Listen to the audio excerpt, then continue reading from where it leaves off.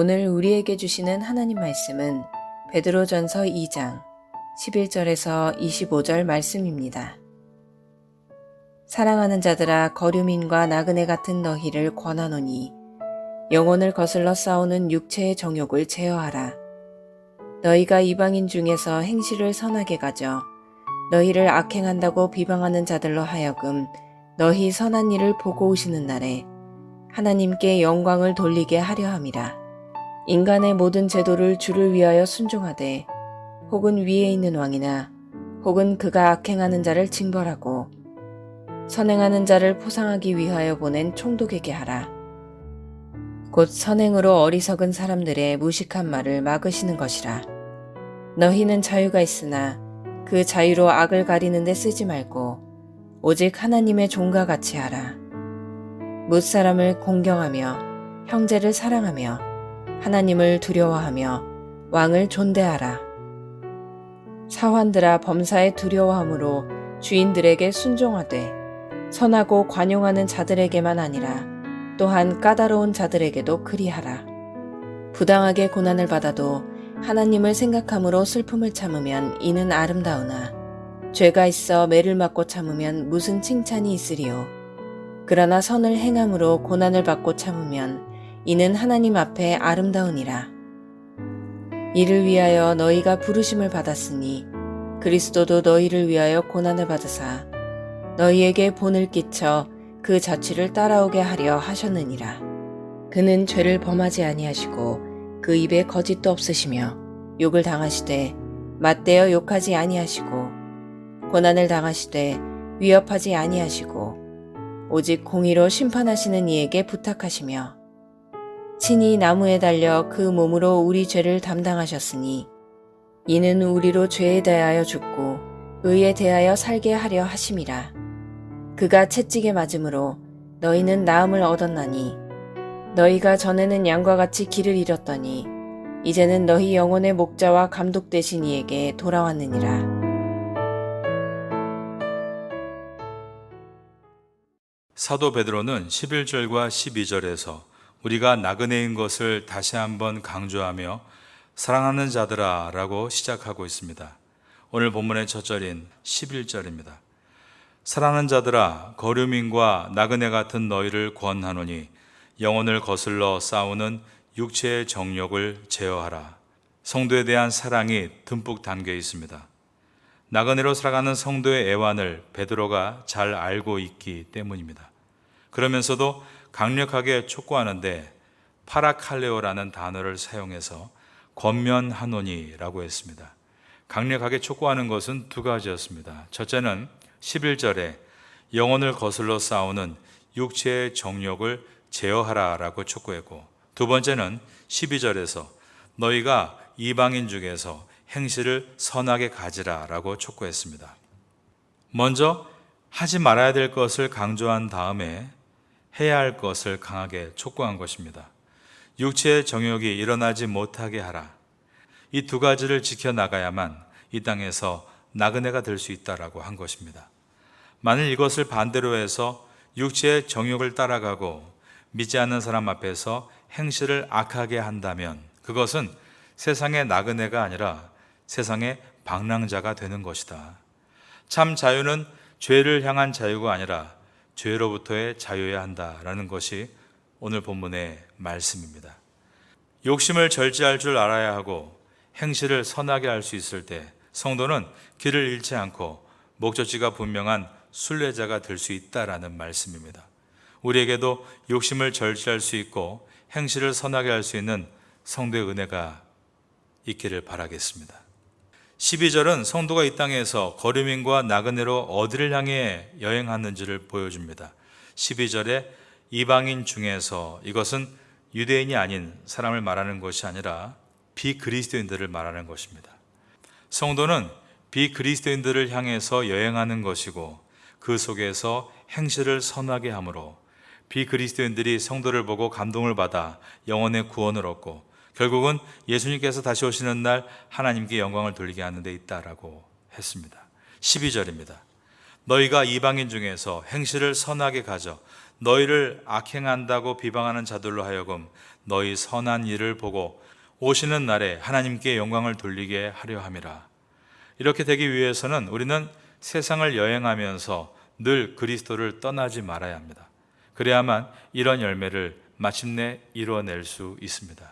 오늘도 세상의 여행으로 들어가는 우리가 그 안에서 꼭 그리스도와 함께 함으로 하루의 여행을 잘 마칠 수 있게 되기를 예수님의 이름으로 축원합니다. 13절부터는 그리스도인들이 이 땅에 나그네로 살아가면서 맺는 관계들에 대해서 말씀합니다. 13절과 14절입니다. 인간의 모든 제도를 주를 위하여 순종하되 혹은 위에 있는 왕이나 혹은 그가 악행하는 자를 징벌하고 선행하는 자를 포성하기 위하여 보낸 총독에게 하라. 이것은 국가 권력과 그리스도인들이 어떤 관계를 맺어야하는가에 대한 가르침입니다. 그런데 이때가 희대의 폭군이었던 네로가 통치하는 로마라는 국가 속에 있었기 때문에 악법으로 다스리는 로마의 권력 앞에 기독교인들은 어떠한 관계를 가져야 하는가라는 매우 중차대한 문제에 놓여 있었습니다. 그런데 하나님의 말씀인 이 베드로서는 어떠한 상황이건 그 상황이 과하건 덜하건 간에 하나님께서 위정자를 세우시고 그 위에 다스리심을 믿고 위정자의 권위에 순종해야 한다라고 말씀합니다. 2장 15절과 16절 그리고 17절입니다. 곧 선행으로 어리석은 사람의 무식한 말을 막으시는 것이라. 너희는 자유가 있으나 그 자유를 악으로 가리는 데 쓰지 말고 오직 하나님의 종과 같이 하라. 무사람을 공경하며 형제를 사랑하며 하나님을 두려워하며 왕을 존대하라.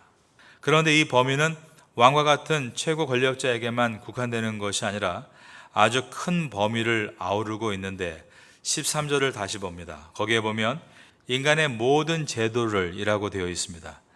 인간의 모든 제도를 주를 위하여 순종하되, 그러면서 혹은 왕이나 라는 말로써 한 예로 왕을 들었을 뿐, 이 본뜻은 인간의 모든 제도에 대해서 순종하라. 영어 번역에 보면 Every human authority라고 되어 있습니다. 즉 그리스도인들은 인간의 모든 권위에 순종해야 한다라는 뜻입니다. 세상으로 여행하는 순례자로서 인간의 모든 권위에 순종해야 한다. 왜냐하면 인간의 모든 권위의 출처가 바로 하늘에 계신 하나님이시기 때문이다. 이것이 구약과 신약에서 일관되게 가르치는 말씀입니다. 가령 다니엘서 2장 21절에 보면 그는 때와 계절을 바꾸시며 왕들을 패하시고 왕들을 세우시며 지혜자에게 지혜를 주시고 총명한 자에게 지식을 주시는도다 라고 되어 있습니다. 그 당시에 하나님을 경외하지 않았던 느부갓네살 같은 왕이라 할지라도 그 왕을 세우신 분이 바로 하나님이시다. 그러므로 로마서 13장 1절도 같은 말씀을 합니다. 각 사람은 위에 있는 권세들에게 복종하라. 권세는 하나님으로부터 나지 않음이 없나니 모든 권세는 다 하나님께서 정하신 바라. 권세의 출처가 하나님이시기 때문에 권세를 거스르는 것은 1차적으로 이 땅의 권세를 거스르는 것이 아니라 하늘의 권세이신 하나님께 불복종하는 범죄다라고 말씀하고 있는 것입니다. 우리가 이 말씀을 마음에 새겨야만 그 건의의 말과 행동이 이해가 안 될 때가 있고 화가 날 때 주님의 말씀을 붙들고 기도함으로 순종하게 되고 우리는 확신에 거하게 되므로 내 뜻과 반대되어도 주님의 길을 걸어가므로 결국은 하나님께서 모든 것을 합력하여 선을 이루시는 것을 보게 되는 것입니다. 여러분도 오늘 이 말씀을 새기면서 세상에 나아가 말씀의 원리를 가지고 승리하게 되시기를 바라겠습니다. 그런데 권위에 순종한다는 이 말을 어쩔 수 없었다 핑계거리로 사용해서는 안 됩니다. 하나님 앞에 범죄한 것에 대해서 권위에 순종하느라 어쩔 수 없었다라는 것은 믿음의 고백이 아니라 죄를 지은 것에 대한 핑계에 불과합니다. 다니엘서에 보면 느부갓네살 왕이 모든 신하에게 금신상 앞에 절하라고 했습니다. 그때 하나냐와 미사엘과 아사랴가 왕이 명령하는데 그렇게 해야지라고 했나요? 그렇지 않죠. 그들은 죽기를 각오하고 그 명령에 거부했습니다. 왜냐하면 온 우주를 창조하신 하나님의 말씀과 위배되기 때문입니다. 다리오 왕이 30일 동안 아무도 자기 외에 어느 신에게나 사람에게 기도해서는 안 된다 칙령을 내렸을 때 다니엘이 아휴 왕이 명령하는데 그대로 따라야지라고 했나요? 그렇지 않습니다. 다니엘은 조수의 어인이 찍힌 것을 알면서도 사자굴에 떨어져 죽을 것을 각오하고 기도했습니다. 왜냐하면 하나님의 명령과 일치하지 않았기 때문입니다. 우리는 세상에서 어떤 일을 하면서 그것이 정말 세상의 권위에 복종하기 위해서 하는 것인지 아니면 핑계를 대고 있는 것인지를 늘 돌아보아야 합니다. 제가 알고 지내는 태국 동북부에 계시는 유타연 목사님 딸이 쭈라롱권 대학을 졸업했습니다. 쭈라롱권 대학 하면 저희는 그냥 쭈라롱권 하지만 태국 사람들은 입이 와 벌어졌다가 한참 만에 닫을 정도로 태국에서는 제일 좋은 대학으로 알려져 있습니다. 그런데 태국에서 무슨 시험을 본다고 틈만 나면 주일날 시험을 보는 겁니다. 그런데 이 딸이 믿음이 굳건하고 아주 심지가 고든 자매입니다. 심지어 아버지 어머니가 걱정할 만큼 너 시험 보러 안 가니? 라고 물어보면 주일은 예배 드려야 돼요 라고 말을 했습니다. 그런데 이 학생이 정말 상상도 못할 만큼 아주 우수한 성적으로 대학을 졸업했습니다.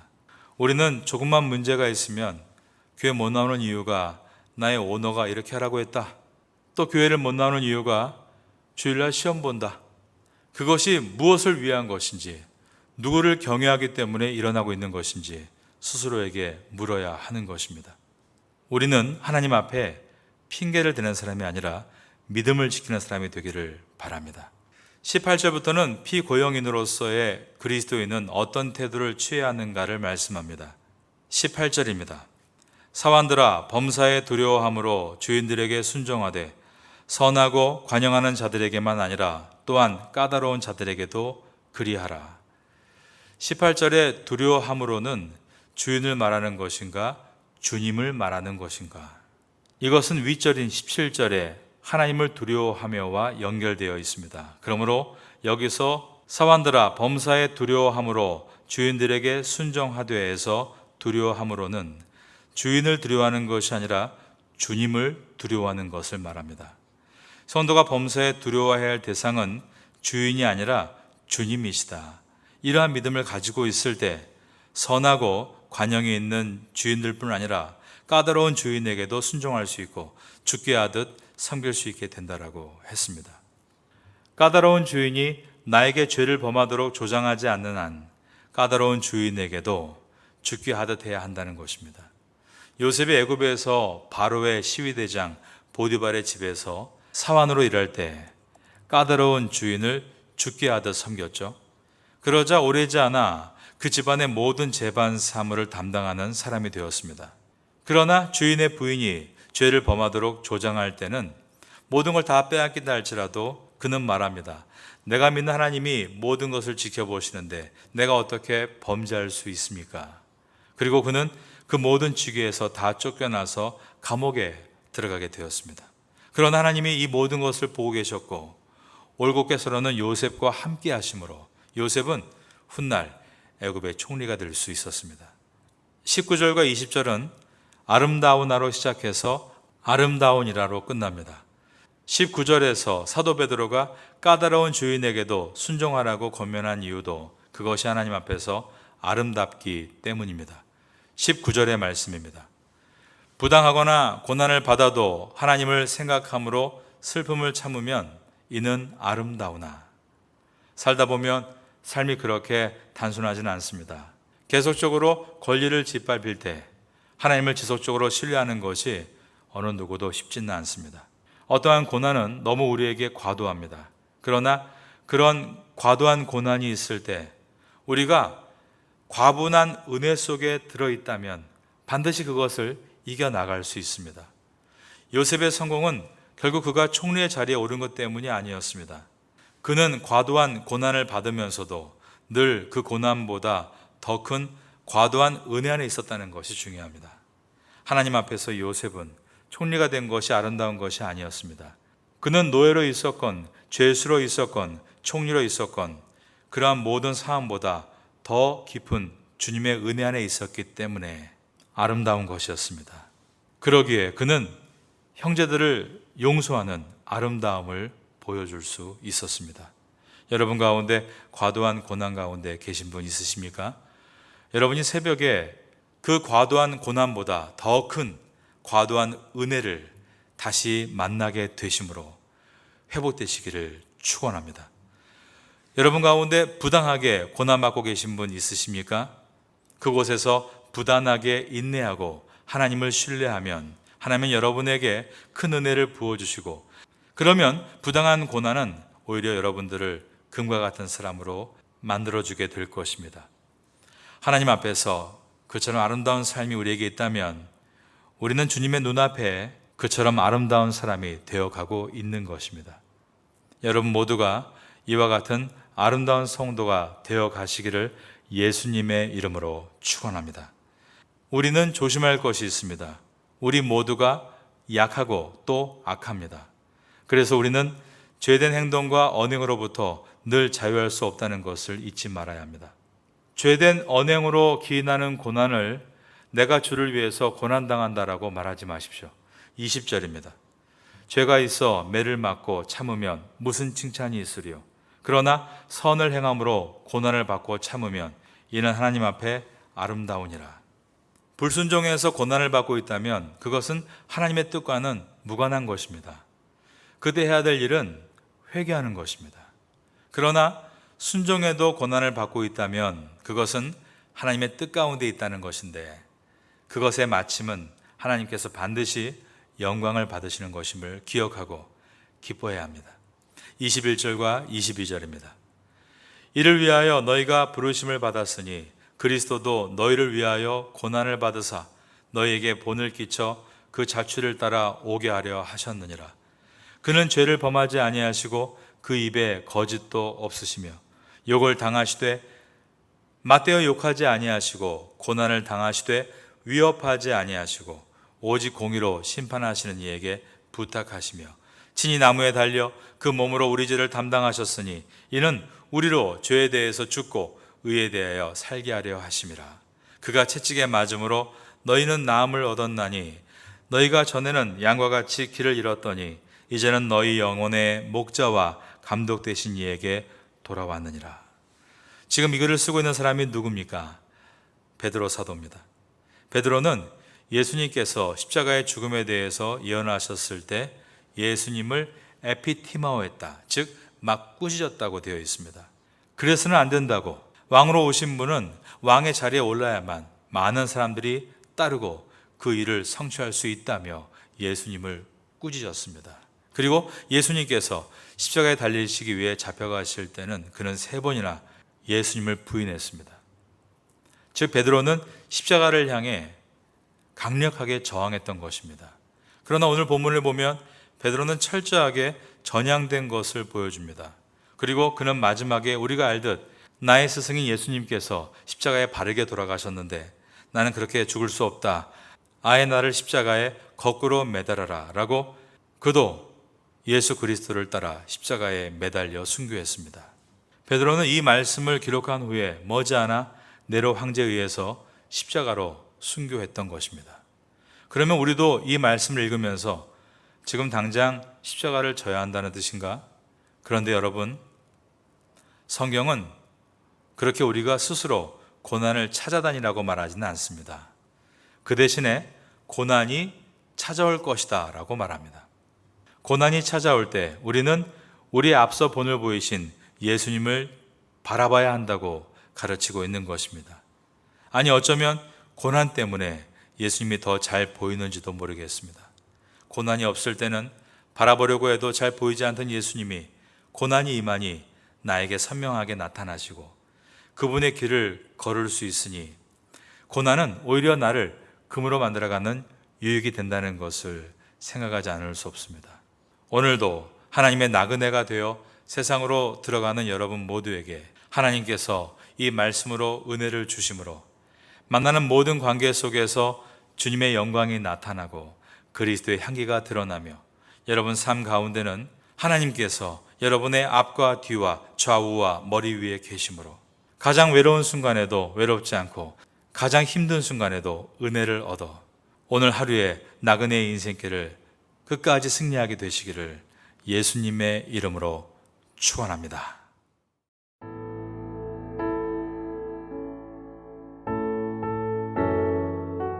지금은 함께 기도하는 시간입니다.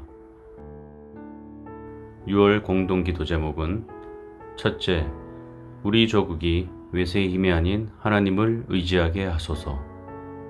둘째, 조국교회가 사명을 잘 감당하도록 힘을 주소서. 셋째, 태국교회가 부흥할 수 있도록 역사하소서.